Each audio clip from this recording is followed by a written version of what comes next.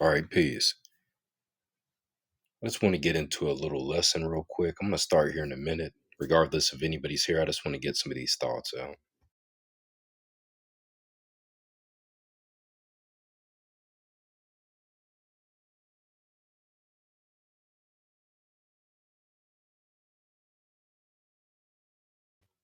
All right, so been talking about the mind, and so everywhere I'm looking, they're using the actual quotations that you see to recognize the fact that Labe, which we know as heart in Hebrew, is being misconstrued for mind, and even kind of later erroneously placed upon it. But when you take a look at this word Holman Bible Dictionary, it says the center of intellectual activity and term translating several different Hebrew and Greek terms. So this is under mind, right, in the Bible Dictionary. The biblical languages possess no one word parallel to the English mind. So right there, it's telling you the biblical languages possess no one word parallel to the English mind. They're shoehorning it. The King James Version translates at least 6 different Hebrew terms. Mind. The primary word is Labe, which means, quote, heart, end quote. For example, Moses said, quote, the Lord have sent me to do all these works, for I have not done them of my own mind, but he has sent me to do these works. So here clearly it's telling you that here in the translation, Moses himself was sent to do all these works. And when you take a look at it, it says he has not done them of his own mind. But what you actually see in the Hebrew is the word lab. So they're saying that the word lab here, you will notice when it's in usage, is not talking about the word mind. Let me continue. The primary word is lab, which means heart. For example, Moses said, the Lord have sent me to do all these works, for I've not done them of my own mind. Numbers 16:28. Compare to 1 Samuel 9:20 and Nehemiah 4:6. In addition, the word nephesh, which is soul, is translated mind. In Deuteronomy chapter 18, verse 6, when it refers to the desire of a man's mind, soul, and in Genesis 23 and 8. Genesis 23:8, this is the NAS. And he spoke with them, saying, if you are willing to let me bury my dead out of my sight, listen to me and plead with Ephron, the son of somebody, for me. So,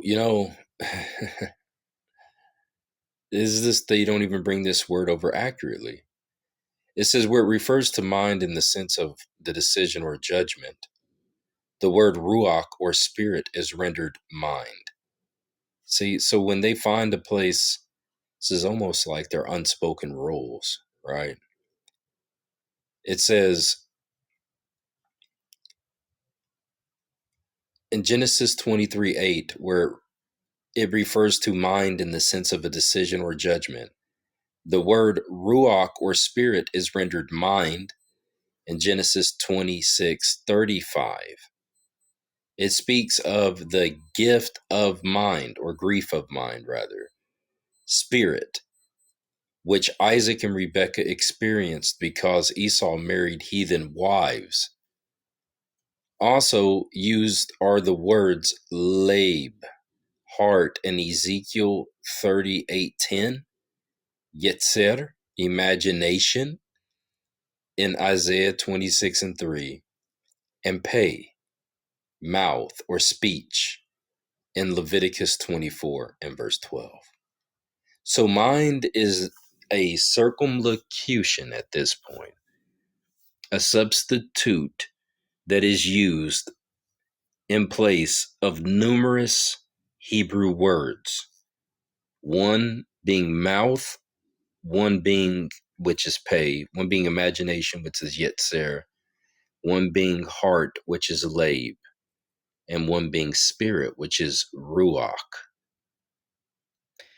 Now, you might think I'm making a big deal about the fact that, well, heart is translated mind, right? Because you might say, what does it really matter? We think of the heart as the mind anyway. For example, we're not talking about the vessel that pumps blood in your chest, right?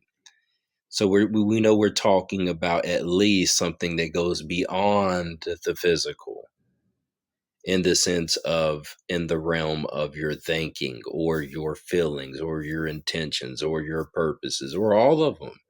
And this is where everybody's getting into the argument.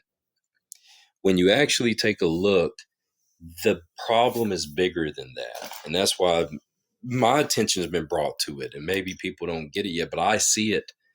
Now, when you take a look here, it's actually that it's been put in place of numerous words. And not only have they done this with the word mind, but they've also done it with the word mouth, like you see here. They've obscured it in certain places. Sometimes they translate the word mouth as face in the Bible.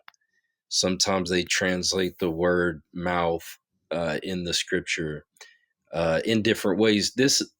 Why am I bringing attention to this? Because it's almost as if, it's almost as if they just had no concern at all to try to at least translate or give us an equivalent, but rather to give us these interpretations, these interpretive translations. The New Testament has a similar situation because of the large number of terms which are used to describe mankind's faculty of cognition. As in the Old Testament, the term heart or cardia, right, which is like cardio, right, is sometimes used to represent the concept of mind. Matthew 13:15 speaks of understanding with the heart.